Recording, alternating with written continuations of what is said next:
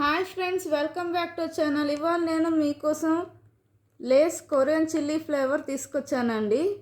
ఇది వచ్చేసి 10 rupees, 23 grams. Open చేసి చూద్దామండి. ఇది చాలా వెరైటీగా ఉంది, కొత్త ఫ్లేవరు.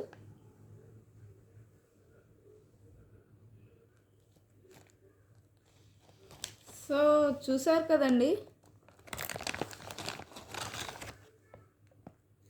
కదా, చిప్స్ ఇలా ఉన్నాయి. టేస్ట్ చూద్దామండి ఎలా ఉంటుందో.